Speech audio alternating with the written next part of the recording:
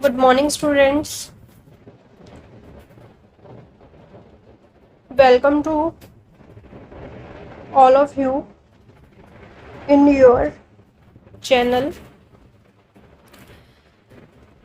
कक्षा 12 का रसायन विज्ञान का हेलो एल्केन तथा हेलो एरीन चैप्टर हमारा चल रहा था, जिसमें हमने हेलो एल्केन के बारे में एक जनरल इंट्रोडक्शन पढ़ी थी और फिर उसके बाद उससे रिलेटेड प्रश्न किए थे और उसके बाद हमने स्टार्ट किए थे हेलो एल्केन तथा हेलो एरीन को बनाने की विधियां, जिसमें हमने पहला पॉइंट था अल्कोहल से हेलो एल्केन बनाने की विधियां हमने पढ़ी थी, जिसके अंदर 5 विधियां थी। अब हम करेंगे एल्कीन से हेलो एल्केन को कैसे बनाया जाए, एल्कीन से हेलो एल्केन्स को कैसे बनाया जाए। तो इसके अंदर भी दो तीन विधियां हैं। इसमें दो तीन विधियां मान सकते हो, क्योंकि इसमें 2 विधियों के अंदर ही 3-4 पॉइंट्स आ जाते हैं। तो इसको थोड़ा ध्यान से समझेंगे।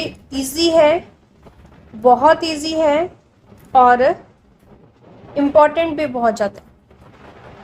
जितना इजी है उससे कहीं ज़्यादा ये इम्पॉर्टेंट है। लगभग हर पेपर में इससे रिलेटेड एक प्रश्न जरूर पूछा जाता है। एल्कीनों से हेलो एल्केन को बनाने की विधियां। इसमें पहला है HX का योग। तुम्हें याद होगा कि जब हमने अल्कोहल से हेलो एल्केन बनाने की विधियां की थी, तो हमने पहली अभिक्रिया की थी कि अल्कोहल में HX का योग, मतलब हैलोजन अम्लों का योग। तो HX क्या चीज़ है? हैलोजन अम्ल। तो इसके अंदर भी पहली अभिक्रिया हैलोजन अम्लों का योग ही आ रहा है। एल्कीनों के अंदर भी हम हैलोजन अम्ल डालेंगे। अब यहाँ पर देखो, हमने कोई भी एल्कीन ले ली है। मैंने यहाँ पर प्रोपीन ली है, 3 कार्बन वाली प्रोपीन ली है। उसके अंदर मैंने HBr डाल दी है। अब इसको एक बार एक नए पेज पर समझेंगे हम कि हमने यहाँ पर प्रोपीन ले ली है CH3 single bond CH double bond CH2 और यहाँ पर हमने HBr इसमें डाल दिया है। अब यहाँ पर हम लोग क्या कर रहे हैं कि HBr का योग कर रहे हैं। हमारी रिएक्शन का नाम ही है HBr का योग। योग का मतलब होता है, हमेशा केमिस्ट्री के अंदर योग का मतलब होता है डबल बॉन्ड को तोड़ना। डबल बॉन्ड का एक बॉन्ड जो है वो तोड़ेंगे हम, और उससे क्या होगा, इससे क्या होगा कि CH3 सिंगल बॉन्ड CH, इसका एक बॉन्ड टूट गया, एक रह गया CH2। अब ये जो एक बॉन्ड टूटा है वो यहाँ पर दोनों तरफ लटक जाएगा, मतलब ये बीच में से ऐसे टूटेगा और इसका आधा बॉन्ड यहाँ आ जाएगा और आधा बॉन्ड यहाँ आ जाएगा। अब उसके बाद यहाँ पर HBr में एक तो पॉजिटिव है, H पॉजिटिव, और एक Br नेगेटिव है। उसमें से एक H जो है वो यहाँ जुड़ जाएगा और एक Br यहाँ जुड़ जाएगा। अब हमारे मन में सवाल आता है कि हमने इसको CH3 single bond CH single bond CH2 यहाँ पर H क्यों जोड़ा? यहाँ पर Br भी तो जोड़ सकते थे और यहाँ पर H भी जोड़ सकते थे। तो ये वाला प्रोडक्ट बनेगा या ये वाला प्रोडक्ट बनेगा? अब यहाँ पर हमारे को एक कन्फ्यूज़न है। तो अब हमारे जो टॉपिक चल रहा है वो है एल्कीनों पर HBr का योग।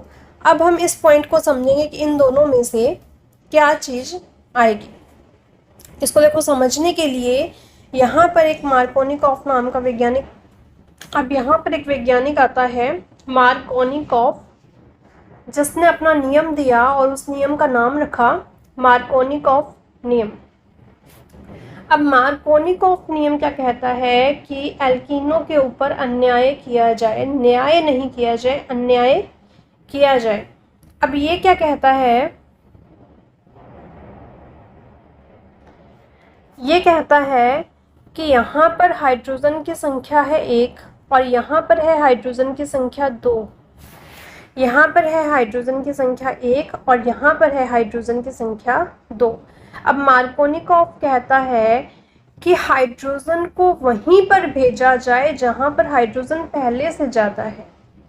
हाइड्रोजन को वहीं पर भेजा जाए जहाँ पर हाइड्रोजन पहले से ज़्यादा है, मतलब कि ये वाला प्रोडक्ट यहाँ पर अब बनेगा, ये वाला नहीं बनेगा, क्योंकि यहाँ पर क्या है, नियम के विरुद्ध हो गया। हाइड्रोजन की मात्रा कम है, वहाँ हाइड्रोजन को डाल दिया, और ये मार्कोनिकॉफ नियम नहीं कहता है। मार्कोनिकॉफ नियम कहता है कि जहाँ पर हाइड्रोजन की मात्रा पहले से ज़्यादा है उसी को हाइड्रोजन और दे दो। अब मार्कोनिकॉफ नियम की लैंग्वेज पढ़ेंगे हम। असममित एल्कीन, असममित एल्कीन। असममित एल्कीन का मतलब यहाँ पर समझेंगे हम कि सममित एल्कीन कौन सी होती है और असममित एल्कीन कौन सी होती है। CH2 डबल बॉन्ड CH2, यहाँ पर डबल बॉन्ड के इधर वाले कार्बन पर भी हाइड्रोजन 2 हैं और डबल बॉन्ड के इधर वाले कार्बन पर भी हाइड्रोजन 2 हैं, तो दोनों में डबल बॉन्ड के दोनों साइड हाइड्रोजन की मात्रा समान है, तो ये सममित एल्कीन हुई। और CH3 single bond CH double bond CH2, इसके अंदर डबल बॉन्ड के दोनों तरफ के कार्बन पर हाइड्रोजन की मात्रा समान नहीं है, तो ये हुई असममित। तो इसने बात की है असममित एल्कीन होनी चाहिए। असममित एल्कीन के द्विबंध पर जुड़ने वाले अणु का ऋणात्मक भाग, मतलब Br नेगेटिव है, ऋणात्मक भाग एल्कीन के द्विबंध के उस कार्बन पर जुड़ता है जिसके पास हाइड्रोजन की संख्या कम है, या फिर धनात्मक भाग उस भाग पर जुड़ेगा जहां पर हाइड्रोजन की संख्या ज़्यादा है। तो हाइड्रोजन की संख्या ज़्यादा है तो वहीं पर हाइड्रोजन जुड़ेगा, क्योंकि हाइड्रोजन एक धनात्मक भाग है HBr का। तो आई होप कि ये मार्कोनिकॉफ नियम सभी बच्चों को समझ में आ गया होगा। अब उसके बाद है इसकी क्रियाविधि। क्रियाविधि का मतलब है कि ये ऐसा होता कैसे है, कि ऐसा क्यों होता है कि हाइड्रोजन की संख्या जो है ज़्यादा, हाइड्रोजन जहाँ पर होगा वहीं पर हाइड्रोजन पहुँचता है, ऐसा क्यों होता है। तो यहाँ पर हमने वही एग्जांपल लिया प्रोपीन का, इसमें प्रोपीन लिया है। तो सबसे पहले हम HBr में से H पॉजिटिव और Br नेगेटिव बने, तो इस H पॉजिटिव को हम इस पर ऐड करेंगे। जैसे ही हमने इसको ऐड किया तो H पॉजिटिव जो है या तो इसके ऊपर जुड़ेगा या इस कार्बन पर जुड़ेगा। तो हमने एक पर तो यहाँ जोड़ दिया और एक पर यहाँ जोड़ दिया, क्योंकि Br नेगेटिव अभी जुड़ा नहीं था, तो जहाँ पर नहीं जुड़ा है वहाँ पर उसका पॉजिटिव चार्ज आ जाएगा। आई होप कि ये समझ में नहीं आया होगा, तो एक बार इसको मैं वापस समझाती हूँ। CH3 single bond CH double bond CH2, यहाँ पर डबल बॉन्ड टूटा, एक में बना CH3 CH, यहाँ पर डबल बॉन्ड जो है वो टूटेगा और यहाँ पर ये वाले बंध जो हैं वो क्रिएट हो जाएंगे। अब यहाँ पर हमारे पास दो कंडीशंस आएंगी कि हमें H पॉजिटिव को इसके ऊपर जोड़ना है। CH3 single bond CH single bond CH2, यहाँ पर दोनों पर है बंध free. CH3 single bond CH single bond CH2, यहाँ पर है दोनों तरफ बंध फ्री। एक कंडीशन में ये जुड़ेगा यहाँ पर और एक कंडीशन पर ये जुड़ेगा यहाँ पर। तो इन दोनों में से कोई भी कंडीशन हो सकती है। अब ये वाली इसकी जो कार्बन की वैलेंसी है वो कंप्लीट हो गई है, 1 2 3 और ये है 4। यहाँ पर भी 2 3 और ये 4 की वैलेंसी कंप्लीट हो गई है। और यहाँ पर जो है ये वाला बंध फ्री है, यहाँ पर ये वाला बंध फ्री है और यहाँ पर ये वाला बंध फ्री है। तो इसके 3 ही पूरे हुए हैं, 2 और एक ये 3 और इसके 1 2 और ये 3। तो यहाँ पर इनकम्प्लीट है ये, मतलब इन दोनों कार्बन पर क्या है, इलेक्ट्रॉन्स की कमी है। तो यहाँ पर पॉजिटिव चार्ज आ जाएगा और यहाँ पर भी पॉजिटिव चार्ज क्रिएट हो जाएगा। तो यही चीज़ मैंने यहाँ पर समझाई थी। इसमें यहाँ पर ये पॉजिटिव चार्ज आ गया और यहाँ पर इसमें पॉजिटिव चार्ज आ गया है। अब ये देखो कि यहाँ पर पॉजिटिव चार्ज आया तो ये 2 डिग्री बना है। इस कार्बन के साथ आगे 2 कार्बन जुड़े हुए हैं तो 2 डिग्री है, और इस कार्बन के साथ एक ही कार्बन जुड़ा हुआ है तो ये 1 डिग्री है। और 2 डिग्री जो होता है वो हमेशा ज़्यादा स्थायी होता है 1 डिग्री से, तो ये ज़्यादा स्थायी होगा और ये इजीली X के साथ जुड़ करके यहाँ पर X को जोड़ देगा, और ये कम स्थायी होने के कारण ये अच्छे से इस पर नहीं जुड़ पाएगा। तो इसलिए ये वाला प्रोडक्ट जो है वो ज़्यादा बनता है, मतलब जहाँ पर हाइड्रोजन की संख्या ज़्यादा होती है वहीं पर हाइड्रोजन जुड़ रहा है। इसका कारण क्या है कि इसमें जो बनने वाला मध्य उत्पाद है वो 2 डिग्री होने की वजह से स्थायी ज़्यादा है। अब उसके बाद है, एक रिएक्शन तो हमारी कंप्लीट हो गई है। अब उसके बाद है ये वाला था मार्कोनिकॉफ नियम। इस नियम का नाम क्या था? मार्कोनिकॉफ नियम। अगला नियम है एंटी मार्कोनिकॉफ नियम, मतलब मार्कोनिकॉफ नियम के बिल्कुल उल्टा नियम, बिल्कुल उसके विरुद्ध नियम। उस नियम को खराश प्रभाव भी कहते हैं, परऑक्साइड प्रभाव भी कहते हैं, एंटी मार्कोनिकॉफ नियम भी कहते हैं। इसके अंदर भी सेम हमने क्या किया है, CH3CH डबल बॉन्ड CH2 मतलब प्रोपीन लिया है, उसके अंदर HBr हम ऐड करेंगे, लेकिन सिर्फ और सिर्फ क्योंकि इस प्रभाव का नाम है परऑक्साइड प्रभाव, इसलिए हम तीर के निशान के ऊपर कोई भी किसी भी प्रकार का परऑक्साइड ले सकते हैं। पेपर में हो सकता है कि वो परऑक्साइड ना लेकर के कोई ऐसी चीज़ लिख दें जिसमें ऑक्सीजन जो है ऑक्सीजन के साथ जुड़ा हुआ है, और साइडों में वो कुछ भी लगा सकते हैं, तो ऐसी कंडीशन में उसको क्या कहते हैं, परऑक्साइड कहते हैं। यह एक एंटी मार्कोनिकॉफ नियम है, मतलब जहाँ पर हाइड्रोजन की पहले कमी है वहाँ पर जाकर के हाइड्रोजन जुड़ेगा और दूसरी जगह X जुड़ेगा। तो ये जस्ट उसके अपोजिट रिएक्शन है। सिर्फ इसकी एक ही शर्त है कि तीर के निशान के ऊपर परऑक्साइड आनी चाहिए। दूसरी बात यह है कि ये HBr के साथ ही अभिक्रिया देता है। परऑक्साइड सिर्फ HBr के साथ अभिक्रिया देता है, और यहाँ पर HBr की जगह HCl, HF, HI कुछ भी आ सकता है, लेकिन यहाँ पर जो है HBr ही होगा। अगर HCl के साथ परऑक्साइड आ जाता है तो ये रिएक्शन ना होकर के मार्कोनिकॉफ नियम की रिएक्शन होएगी। अब उसके बाद थोड़ा सा नोट है ये, लेकिन ये वाला क्वेश्चन नोट जो है वो हम बाद में करेंगे, क्योंकि इसमें फेंकलस्टीन अभिक्रिया की भी बात कर रहा है जिसके बारे में हमने अभी पढ़ा नहीं है। तो ये 2 रिएक्शंस को मिला करके एक रिएक्शन बनाई गई है जिसके बारे में हम बाद में बात करेंगे। अगली रिएक्शन है हैलोजन का योग। अभी तक हमने इसमें किया था हैलोजन अम्लों का योग, अब हम करेंगे प्रोपीन के अंदर हैलोजन का योग। हैलोजन इसमें Br2, Cl2, F2, I2 कुछ भी ले सकते हैं, इसमें Br2 लिया गया है। अब इसकी शर्त क्या है कि तीर के निशान के ऊपर CCl4 लेना है। तो सेम वही प्रोसेस होगा कि डबल बॉन्ड टूटेगा और दोनों के ऊपर HBr तो है ही नहीं, Br है, तो दोनों के ऊपर Br जुड़ जाएगा। ये रंगहीन है, इम्पॉर्टेंट है रिएक्शन। क्यों? क्योंकि इसके अंदर Br2 डाला और CCl4 डाला, तो जो इसका रंग है वो उड़ गया, इसका जो रंग था वो उड़ गया, वो रंगहीन हो गया। तो यह अभिक्रिया द्विबंध पहचानने की प्रयोगशाला में महत्वपूर्ण विधि है। तो ऐसी कौन सी अभिक्रिया है, क्या ऐसी कौन सी अभिक्रिया है जो द्विबंध पहचानने में मदद करती है? तो उसमें ये वाली अभिक्रिया तुम लोग लिखोगे।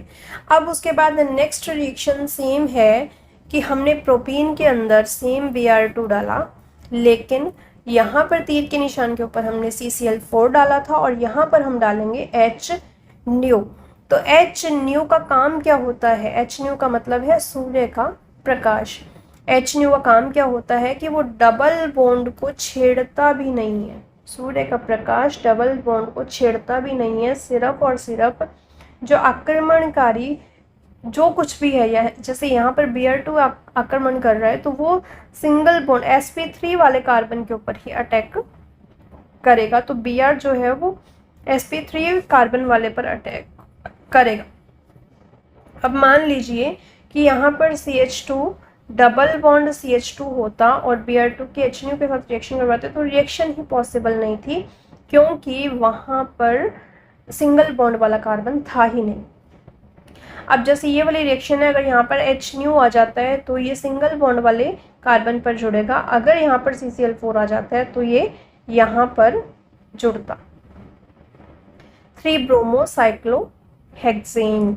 तो क्वेश्चन आ सकता है कि साइक्लोहेक्सेन से 3 ब्रोमो साइक्लोहेक्सेन बनाओ, तो इसमें तुम्हें अपने दिमाग में ये पिक्चर बिठानी होगी कि ये रिएक्शन कौन सी है।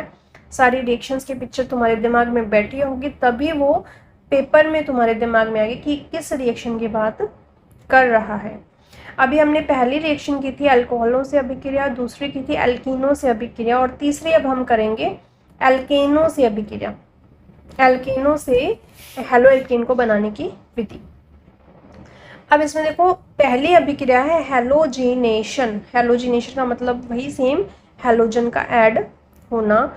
ये वाली सेम वही वाली रिएक्शन है कि हमने Br2 को HNO के प्रेजेंस में इसको ऐड किया था। यहाँ पर भी हम Cl2 को HNO के प्रेजेंस में ऐड कर रहे हैं। अब HNO की मैंने पहचान क्या बताई थी कि ये हमेशा सिंगल बॉन्ड वाले कार्बन पर ही जुड़ता है। CH4 जो है sp3 है, सिंगल बॉन्ड वाला है, तो इसका एक हाइड्रोजन रिप्लेस करेगा और वहाँ पर Cl जुड़ जाएगा। इसी तरह से ब्यूटेन है, ब्यूटेन के अंदर भी Cl2 है, वो इस तरह से किसी भी हाइड्रोजन को ये रिप्लेस कर सकता है और वहाँ पर जुड़ सकता है। अब हैलोजिनेशन अभिक्रिया की इम्पोर्टेंट बात क्या है कि यह एक मुक्त मूलक अभिक्रिया है। अभिक्रियाएं 3 प्रकार की होती हैं, धनात्मक, ऋणात्मक या फिर मुक्त मूलक। मुक्त मूलक का मतलब होता है एक इलेक्ट्रॉन जिसमें फ्री होता है उसकी सहायता से रिएक्शंस जो हैं वो आगे चलती हैं। 3 रिएक्शंस हमारी हो चुकी हैं। पहली थी अल्कोहल से, दूसरी थी एल्कीन से, तीसरी थी एल्केन से, चौथी है हमारी हुंस-डिकर अभिक्रिया। हुंस-डिकर अभिक्रिया को विकार्बोक्सिलीकृत ब्रोमीनीकरण भी कहते हैं। ब्रोमीनीकरण शब्द इसलिए है क्योंकि ब्रोमीन का हम इसमें ऐड करेंगे। विकार्बोक्सिलीकृत का मतलब है कि इसमें CO2 जो है वो बाहर निकल रही है। अब इसके अंदर हम क्या करेंगे, सिल्वर एसीटेट की अभिक्रिया करवाएंगे हुंस-डिकर अभिक्रिया में। हुंस-डिकर जो है एक वैज्ञानिक का नाम आ गया है। मैंने पहले भी बताया था कि वैज्ञानिक का नाम आते ही वो रिएक्शन इंपॉर्टेंट हो जाती है। यहाँ पर हम लेंगे सिल्वर एसीटेट। सिल्वर एसीटेट का मतलब है एसिटिक अम्ल CH3COOH, ये एसिटिक अम्ल है। अब सिल्वर का एसिटिक लवण है ये, तो मतलब CH3COOH की जगह आ गया सिल्वर। तो ये चीज़ है CH3COO Ag के अंदर हमने Br2 को ऐड किया CCl4 की प्रेजेंस में, CCl4 की प्रेजेंस में। तो अब हुआ क्या, यहाँ पर Ag और Br अलग हो गए और क्या बनाया, AgBr बनाया।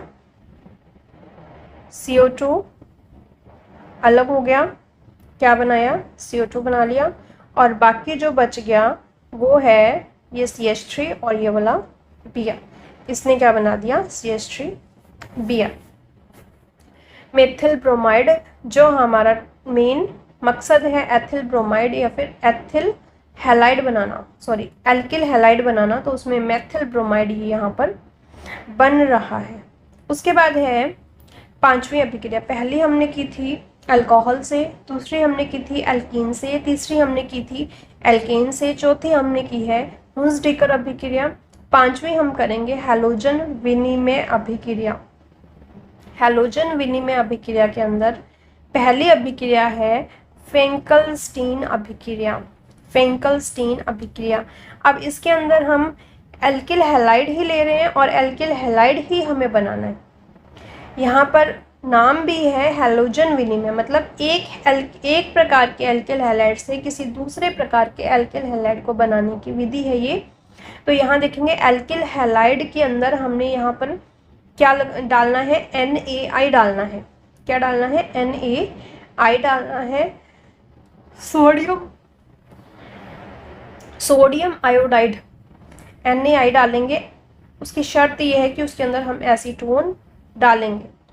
तो NaX, इसका ये वाला Na और ये X आपस में जुड़ जाएंगे और NaX बनाएंगे, और बाकी उसके बाद बच जाएगा R और I मिलकर के Ri बनाएंगे।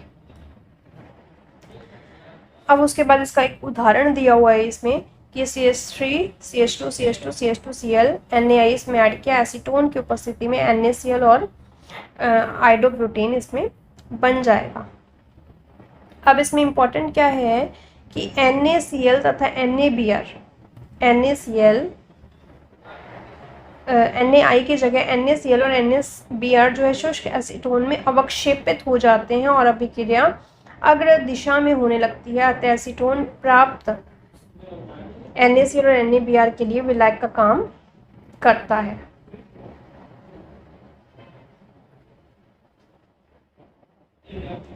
मतलब यहाँ पर जो आएगा Cl या फिर Br, उसकी हेल्प से यहाँ पर बन जाएगा NaCl या NaBr। तो वो बन रहा है। तो एसीटोन का यहाँ पर क्या काम है वो इसमें बताया जा रहा है, जो कि इम्पोर्टेंट है कि इस फेंकलस्टीन अभिक्रिया में एसीटोन का क्या महत्व है। तो उसमें तुम लोग ये चीज़ लिखोगे। अगली अभिक्रिया है स्वार्ट अभिक्रिया। अब इसके अंदर Ri से Rf बनाना है, हमने Ri से Rf बनाना है। इसमें Ri के अंदर हमने AgF डालना है एथिलीन ग्लाइकोल की उपस्थिति में। तो यहाँ पर क्या हो जाएगा AgI, Ag और ये वाला I ये बना लेंगे और Rf जो है वो Rf बना लेंगे। अब यहाँ पर जो AgF लिया जा रहा है उसकी जगह हम Hg2F2 भी ले सकते हैं, COF2 भी ले सकते हैं, SbF3 भी ले सकते हैं, लेकिन ज़्यादातर इसके एग्जाम्पल जो है AgF के ही आते हैं। ये एल्किल फ्लोराइड बनाने की सर्वोत्तम विधि है, इंपॉर्टेंट है। एथिल ब्रोमाइड से एथिल फ्लोराइड बनाना है अगर, तो एथिल ब्रोमाइड से एथिल फ्लोराइड बनाना है, मतलब कि Ri की जगह RBr इन्होंने ली है, तो भी ये रिएक्शन पॉसिबल है। अब इसके बाद ये वाला जो मैंने नोट इसमें लिखवाया था, इसको सभी बच्चे पढ़ के देखना, एग्जाम्पल दिया हुआ है साथ में, समझ में आएगा। अगर नहीं आया तो मुझसे एक बार जरूर पूछेगा। स्वार्ट अभिक्रिया के बाद अगली रिएक्शन है इलेक्ट्रॉन रागी प्रतिस्थापन अभिक्रिया। इलेक्ट्रॉन रागी प्रतिस्थापन अभिक्रिया, इलेक्ट्रोफिलिक सब्स्टिट्यूशन रिएक्शन। ये रिएक्शन इंपॉर्टेंट इसलिए भी है क्योंकि ये हर चैप्टर में बार बार रिपीट होगी। एक चैप्टर में पढ़ ली तो अगली सभी चैप्टर्स में ये ईजी लगने लग जाएगी। अब यहाँ पर है इलेक्ट्रॉन रागी। इलेक्ट्रॉन रागी दो चीज़ें होती हैं, एक तो इलेक्ट्रॉन रागी होता है और एक होता है न्यूक्लियोफाइल। एक तो होता है इलेक्ट्रोफाइल और एक होता है न्यूक्लियोफाइल।